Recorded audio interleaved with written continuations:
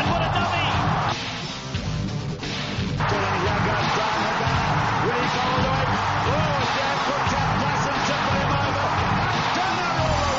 Welcome to the Fantasy Rugby Draft Podcast. Thanks for downloading and listening. I'm Bruce Wilkinson and I'm flying solo today. Mossman is, strangely enough for this time of year, and considering the heat wave we're going through, is getting a spray tan again, as is his want. But we've got a special guest to help you shape your draft for 2018. This podcast, we're focusing on the Jaguares. Before I introduce him, though, a few quick pieces of admin. You can follow us on Twitter at Fantasy Rug Draft. That's Fantasy RUG Draft. Or on Facebook. To look at the Facebook Hall of Fame group, thanks to Mr. Zuckerberg's recent announcement. We'll be posting a little bit more in the groups, I think, as opposed to our main page. But have a look out for there for people who are trying to find leagues or trying to find active members to fill their leagues. In general, kind of fantasy rugby draft analysis, bits and pieces in there. It's good stuff. Or alternatively, if you've got a question about the product or you want to ask a question behind closed doors, speak to us at support@fantasyrugbydraft.com. Subscribe on Apple Podcast app. Even better, leave us a review. Let us know what we're doing wrong or give us a list of things we're doing wrong. A few other kind of product-related pieces or draft-related pieces. So most of you won't have had your draft yet, so you probably haven't seen what Game Week 1 looks like. We touched on it in the previous podcast, but Sanzar have outdone themselves again with a very strange Game Week 1 that kicks off at 2 a.m. South Africa time. Really, really blockbusting game to really get everyone fired up for Super Rugby and all the supporters involved. 2 o'clock in the morning on Sunday morning. But what that means for you is that there are only 4 teams playing in that first game week, so you're going to have to manage that the best way you can. We gave a couple of options in the first podcast about how you may be able to deal with it and the kind of implications of doing it certain ways. I'll just give you our take on it, our personal office league. We're just going to run with it. If you want to see if you can sneak a win by loading it with South African players that are playing in that first week, go ahead. But it's part of the fixtures. We didn't want to take any games away from any teams, so we've left it as it is. But that's for each individual league to manage. Still running our Manager Pro competition. There's 10 spots left to enter. The first 50 who order Manager Pro go in the draw to win a sweet Fantasy Rugby Draft polo that you've seen Mossman and I wearing from time to time. Manager Pro for pre-season, probably the more important aspect of it is around those averages and around form, which are the 2 new stats, and that really gives you a true gauge of what is this average output per game as opposed to just total points, but also who finished strong, who came home with a wet sail, which I've never really understood that saying. Who came home with a wet sail at the end of Super Rugby, who could be a force this year for the whole season. So they're great new stats to have, and ones that we use extensively in the office and almost solely, to be honest, as opposed to total. So in season, obviously there's some team news in the player hub and also the lineup, which will save you a shed load of time searching around team sheets and looking on Twitter. So just a small drop in the hat just to keep the lights on here as well. So thanks for those that are already ordered. Certainly the Premiership Rugby product anyway. Let's look at some injuries to some players. So the big one over the last week was Courtnall Skosan did his ACL, so that's terrible news for him. Terrible news for the Lions. They were already relatively light in the outside backs in terms of Super Rugby experience, with Ruan Combrink as well out to the middle of April. So I think the wise choice or the common thought is that you're probably going to run with Mapoe and Tambwe on the right and the left. But there is a young kid called Dianti as well to keep an eye out, I believe. I personally haven't seen a hell of a lot of him from a lot of trusted people in South Africa. I'm hearing there's some pretty significant upside with him, and he's quite a player. But anyway, I think they'll probably go with experience to start with in Tambwe and Mapoe. There's a couple other players that are knocking about, but take a look at team sheets and make sure you're aware of that when you're drafting. Still on the Lions, I guess they haven't rubbed the genie. Jaco Creel, probably at the end of February, start of March, is looking to be when he'll come back. Quite how that plays out with Quagga Smith and him and Warren Whiteley in there, and whether they go with Brink, I think it might be, as their other open side, potentially all fly side, but it's quite remained to see. But they played together at the end of last year, and there's some big upside. We rated Quagga quite highly. Rudy Page with the Bulls no longer. There's a couple of young halfbacks there that Mitchell has put his trust in. And for those that didn't already know, and were thinking of drafting the Crusaders front row, there are a few injuries there. So Franks and Moody are both out. We haven't had a latest update from Razor. But at the time, it was looking kind of mid-April, May-ish is roughly when they are purported to be back. However, there's just no exact date yet, and I think hopefully we should get a little bit more information in the pre-season. But as of now, just make sure that you're aware that that's the case when you're thinking about the Crusaders front row. We did mention Quagga Smith before. It just came out recently that Commonwealth Games in April, that they're thinking that they would quite like to get an exemption from SARI to get Quagga Smith and Sinatla involved in that. Now, I mentioned before, I'm not 100% sure whether they will actually get nailed down spots in their starting lineups, but they've both got huge upsides if they do actually get those starting positions. But something to note is that they may be sequestered away for the Commonwealth Games in the sevens there. So something to keep in mind as well when you're about to pull the trigger on those. Our Jose Curvo Ball of the Week, brought to you by Manager Pro, where winning is everything. Go to fantasyrugbydraft.com/Manager Pro to sign up today. John O'Lance going to the Reds. I believe it was a personal decision. There's a few things going on with poor Jono, and he's asked to be excused from his Rebels contract, which they did, which is very accommodating of the Rebels, I thought. And they've bought Jack D back. And I understand he's in genuine competition with Taylor Adams, who I believe as well was a scrum half from New Zealand originally. Anyway, it's a big step down from Lance to Jack D to Taylor Adams. It's awful news for anyone who's drafting anyone else in the Rebels backline apart from Reece Hodge. He was already in line for taking like the longer range kicks, but he could now potentially have all of the kicks as well. I don't think it can be seen as anything but a downtick for those Rebels players in that backline, apart from Hodge. So really interesting news there. A lot of big star signings in the Rebels. I thought they'd solved that fly half position with Lance. Now they're back to square one again with players that who are good players, but probably not what Rebels fans were hoping to push them through and guide these Galacticos around the park. A lot more is going to rely on Guinea now. The Rankings podcast is still to be done. We've kind of jumped ahead a little bit to start dipping into the analysis of the teams. We'll do that with Mossman sometime next week, I believe. We'll also roll our Office League draft analysis into that. But if you want to see how the first round went, then check out our Facebook Live on Facebook. Clearly, if your orange juices had been consumed by the time that video was, you'll have to excuse the slurring. Excuse the slurring more than usual, I guess. It's probably when you're referencing my ability to speak/spell. Let's get on to why we're here. We want to discuss the Jaguares. So we went to an expert on all things Jaguares. Paul Tait, welcome, mate. Good morning. For those that don't know you, Paul, and where you're from, what you do, run us through what the yarns is. Okay, I'm living in Brazil, based here for half my life now. I've been involved in rugby as a coach, as a player, and since 2007, I've been writing for some Brazilian, Argentinian websites, and made my own website with two people. One is Ted Hardy, another Brian Ray, there from United States and Canada. And that's America's Rugby News. Yeah, that's our site. No, excellent. I've been following you for a while.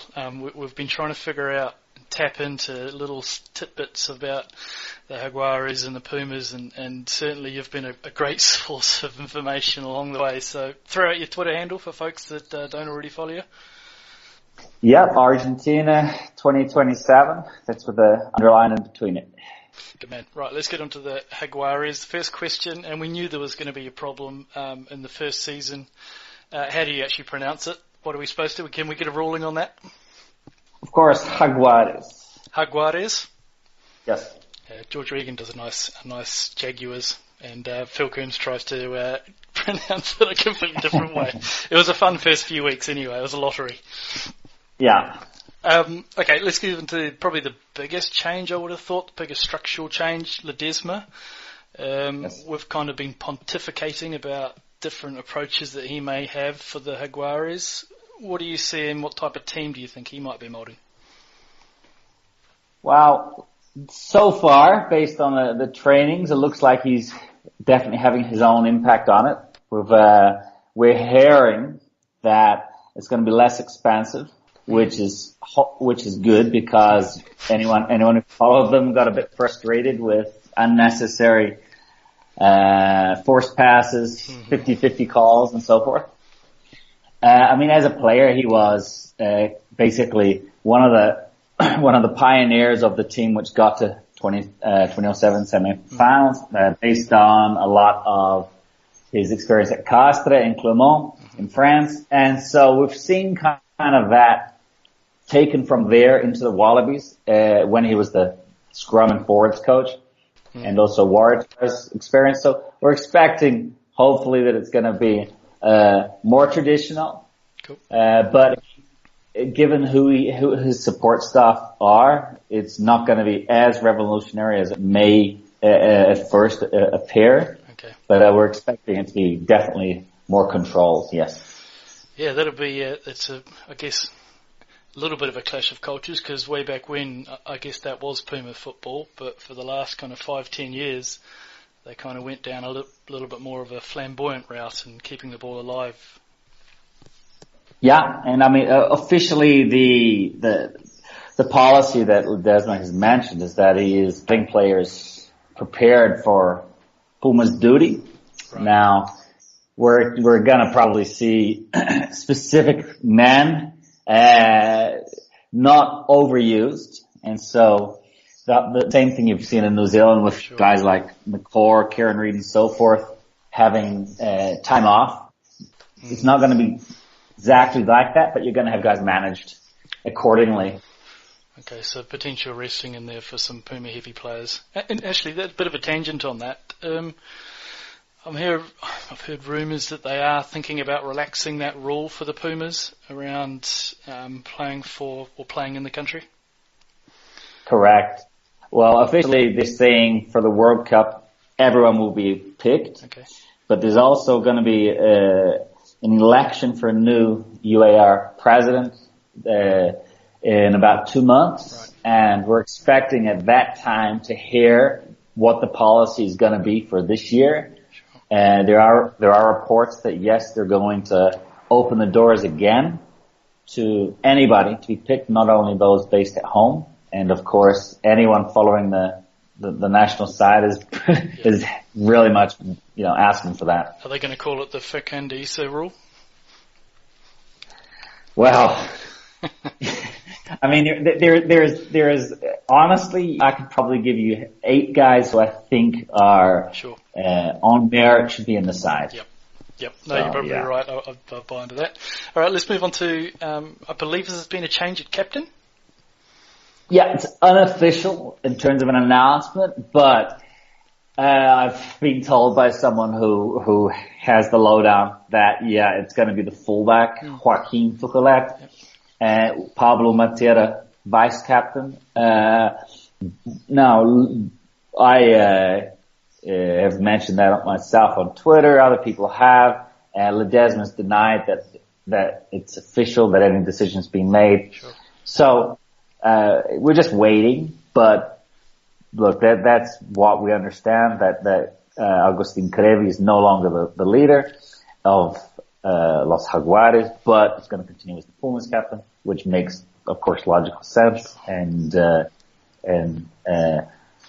based on workload, like we've mentioned before, it totally makes sense, because last year a lot of people were concerned during Super Rugby about how Creevy would be able to perform because he's playing and starting every week. Yeah, he doesn't leave much in the tank either, even if it is just for 60 minutes. Yeah. Yeah, it makes sense. I guess Tuchelet and Matera are unlikely to be challenged for those positions. I guess there's a lot of other positions that are probably up for debate apart from Creevy, really, but those two are pretty solid picks and pretty proven performers, I would have thought. Absolutely, yeah. For Fantasy Rugby Draft, we love looking at our outside backs. So I think we talked about Tuchelet being the fullback. Wingers, run us through the changes that have been and who you think might start. If you had to put your money where your mouth is. Yeah, the wingers are really limited compared to past seasons. Officially, they have listed Emiliano Boffelli, Ramiro Moyano, and Sebastian Cancellieri. Now, of them, the first two I mentioned were fullbacks converted to wing. Probably Moyano better on the wing than fullback. Boffelli, to be honest, is long-term going to be an outside center. Oh, really? That's where he was. Yeah, that's where he was at under 20s in the World Cup, which was in Auckland. Yep. It must have been 4 years ago. Really good there. He played in the position against the Barbarians before he was a Puma. That was in December 2015. But he got the goods for the wing based on height and speed, and this quality under the high balls is excellent. So makes sense too. Cancellieri is actually a scrum half who has been wing for his club because his club, which is Indu, also has Felipe Escura, who is into his third year now, Super Rugby with the team. So because of that, he's played a lot of club on the wing, right. But he's generally a scrum half. Played wing last year against Italy, scored a try in that match, and also was a replacement against England and Ireland. Did really well overall. If you remember, there was a breakaway try on full time against Ireland, which did not happen, but was almost going to be a 100-meter score. So he was the guy who started that. He's going to get a lot of game time as a winger because simply they have four other scrum halves and there are no other wingers. Yeah. The game that they're playing on Saturday against the Argentina 15, the A side is going to, according to the training, it's going to be Cancellieri starting on the wing. And the other wing is actually going to be Bautista Delgay, who is 19. He's a fullback, plays for the under 20s. Right. Basically getting him in there to give him a go because they've lost Santiago Cordeiro and Manuel Montero. Those guys have both been released for different reasons, but you're talking about the two guys who have been all of them the mainstays are no longer on the roster. Montero didn't really few injuries for that boy last season or for the last couple of seasons. That's right. Mm-hmm. Injuries and the previous Jaguares coach was using other guys, which, didn't really help him so much. He decided, look, I'm going to go back and try to play for my club. Yep.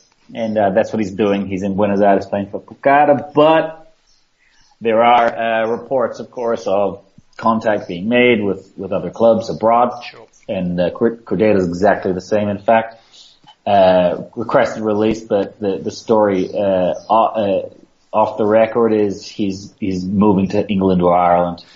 Yeah, the last I heard was somewhere around England, maybe even the south coast, but we'll see. Yeah. I guess last year, so going back to Boffelli a little bit, and then this is next question is on Nico Sanchez. Boffelli. Yeah. Sanchez's range, 40 metres kicking? Is Boffelli going to take the longer ones? Is that a chance? I would say so, yes. It's going to be roughly that. 40 metres Sanchez, definitely. And anything beyond that, probably Boffelli would be the guy to line it up. Yes. He launched a massive one in, I don't know, where they played the Blacks? Was it in Taranaki? Was it New Plymouth? I can't remember. But he launched one. Yes. Yeah, that's when everyone went, waltzes. Boffelli can do what now? Why hasn't he been doing this for a while? Yeah, that was impressive. Yeah, exactly. Really, really Good long range kicker. He actually missed one though against, Australia, and then people are like, oh, he is human. That's right. Yeah. I won a game of chess when I was like about 14 against one of my best mates, and I've never played him since. I think that should be the rule. If you nail a penalty kick that far, you just hang up your boots, you're done. Nico Sanchez, though, so he was in and out of the team last year. Not always with injuries, though, right? So is that just to do with resting and looking ahead at the national team? And do you see that happening again this year? Yeah, precisely what's been going on with him. They need to get someone else as a Pumas option. Everybody has been for the last 2 years saying the same thing, which is he needs to be managed, and also that the man that they need for the Pumas is Patricio Fernandez, but he plays in France. Sure. So for those two reasons, combined with Juan Martin Hernandez, who is 35, it's a question of, well, who really do we have? And in the team, it's Joaquin Diaz Bonicia, who's uncapped, but uncapped outside of South American opposition, I should say. He's a quality player, to be honest, but he's not 21. He's, I believe, 28. It's time for him to feature more frequently. Let's see if Ledesma can do this, because the team, the players, and Pumas all really need this. And would he kick for goals as well? Because I think the last time Iglesias was in there as well, and I think the frustrating thing for managers was they couldn't just have a single backup to Sanchez. They couldn't just have someone on their bench to put in, because sometimes the magician was taking the shots at goal, and other times it was Iglesias, and then it was Benicia as well. Yes, well, I would rank them. Sanchez, then Diaz Bonicia, then Hernandez, then Gonzalez Iglesias. Okay. In that order. Okay. Yeah. Cool. And that works. Hernandez, yeah. And if we look actually a little bit one out from Sanchez, so in the midfield, I think for folks who aren't close to the Jaguares and the Pumas, De La Fuente was a star last year. He appeared to come from nowhere. Now, I'm sure that's not actually true, but he had a storming season in Super Rugby. Is he nailed on in one of those midfield slots, and who else is going to join him? Yes, he's likely to be the starting 12 for most of the season. Him and Martínez Orlando were the centers for most of Super Rugby last year, did really well. But for Pumas, they didn't really have the same impact. Now that's likely down to coaching more than anything else, to be honest. But we were expecting them to be the feature combination for the midfield for Super Rugby this year. But for the game coming up this weekend, neither of them are playing, in fact. But De La Fuente is injured, minor injury, but that's why he's not going to be involved. But he'll likely be partnered by Orlando, but also by a newcomer who is Santiago Alvarez, who is going to be starting. The team's not named, but it looks like he's going to be starting this weekend. Okay. The other one is Martínez Moroni, who's established, was backup at the World Cup to Marcelo Bosch. Since then, him and Orlando have kind of been juggling for the spot. Anyone's question as to who is his superior. They're different players, but Moroni's out until May. Right. So, that's why Alvarez is logically getting the chance this weekend. Okay. All right. And just on that, actually, so how much do we read into that team naming? And I'm specifically looking at, is it Bertrand versus Landajo? Because Landajo is probably the highest. Well, he's our number one halfback anyway in the game. I'm not going to say he's the highest Jaguares because I think that could be someone else. But anyway, he's the top halfback, and we saw this team getting named, and we all of a sudden kind of took 2 steps back and went, well, what do we read into this? Is this just a bit of a kick? Because there's also Kubeli's come back from the Brumbies, right? Correct. Yeah. Well, Kubeli's injured. He's likely to be back in April. What's happened is there's been heavy criticism over Landajo, for Pumas, not for Jaguares, but for Pumas. Kubeli started in the match against the All Blacks last year in New Plymouth, and people were saying, look, that's the best scrum half performance we've seen from a Pulmer in a long time. He should be starting every week. Sure. So most people would say Kubeshi is the top guy, but he's injured. So Landajo, do you keep him or not? He's been in the team non-stop. In fact, since 2012. And since Daniel Orcadi became the head coach of the national side, there's actually, believe it or not been a single match which Landajo has not featured in. Wow. So there's questions of loyalty and so when you've got a team which is losing as much as Argentina have been, there are certain players who do get singled out.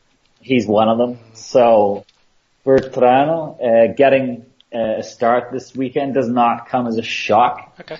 It comes as kind of, it's time for this.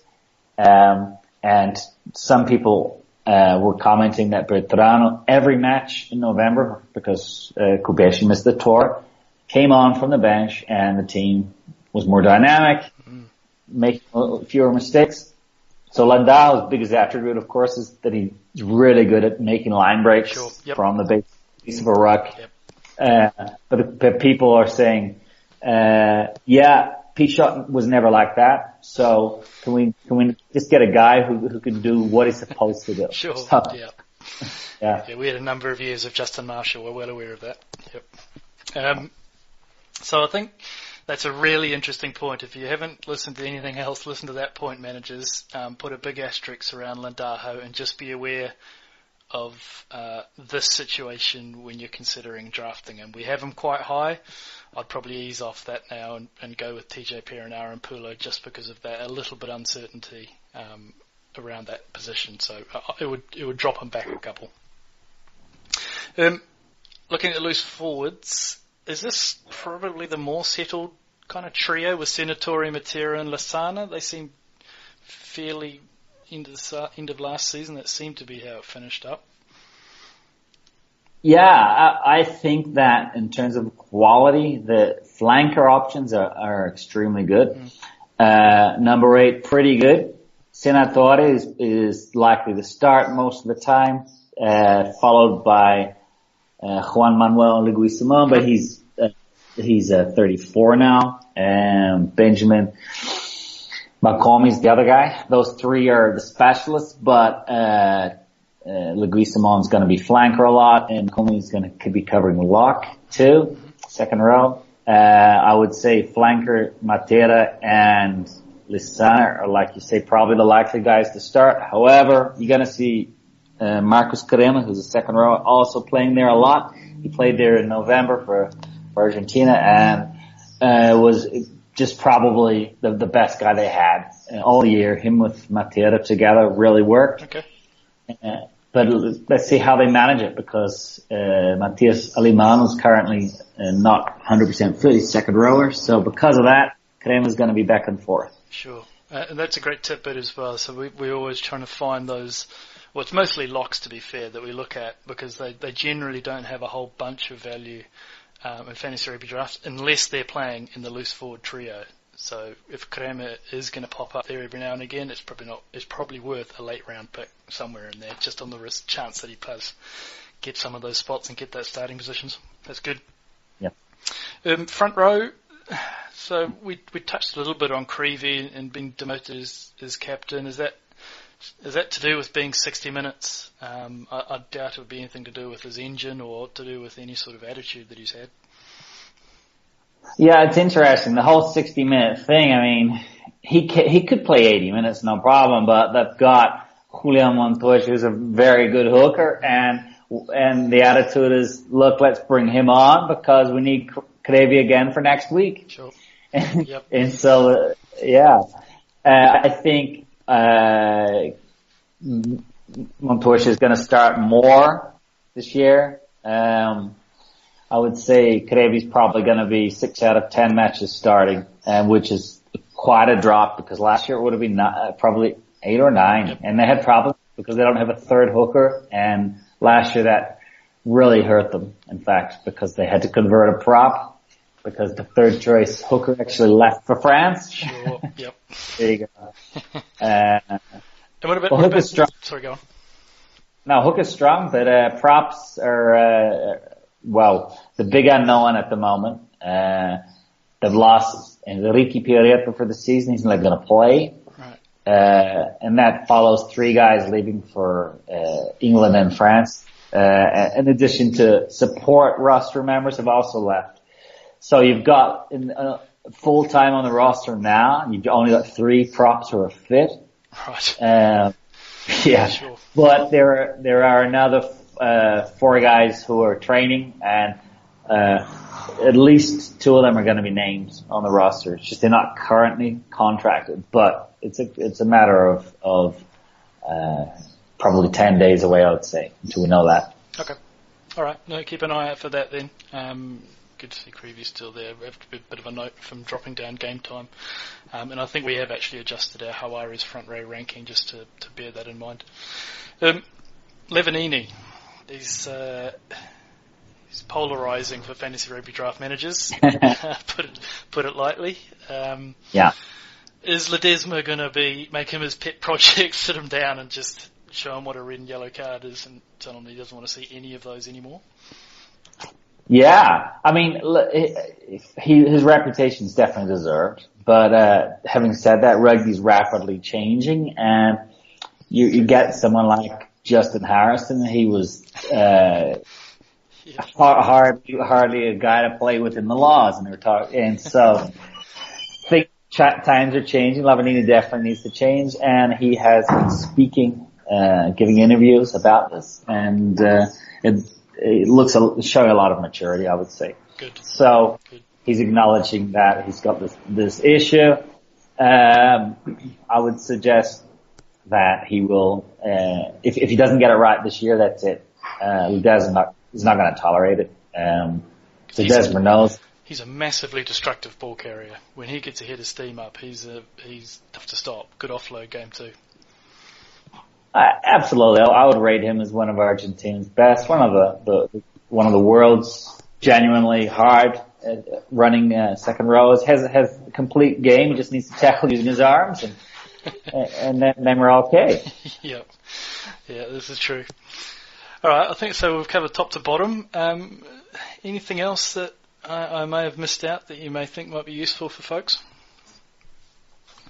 Oh, maybe if they're looking for someone they've never heard of. Mm-hmm. There are some invitational players. There's a number 8 who's called Rodrigo Bruni, who is not in the roster for now, but he'll come up. He looks really talented, and he's 10 years younger than the guys they have for number 8. Another guy, Santiago Montagne, who like Bruni, he's uncapped flanker. Question of time before he gets into the top side. I would suggest this year he'll be called up. And if Bautista Dalgate does get into the side, he's playing this weekend, of course.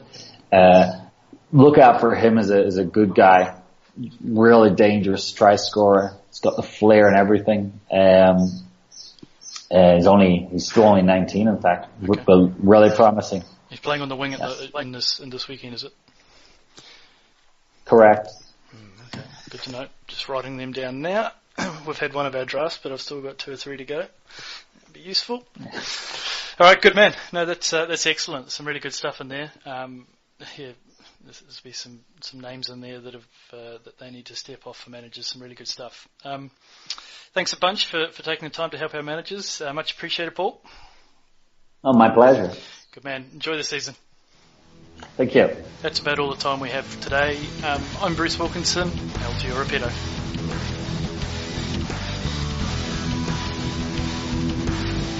What a bust here by Christian Cullen.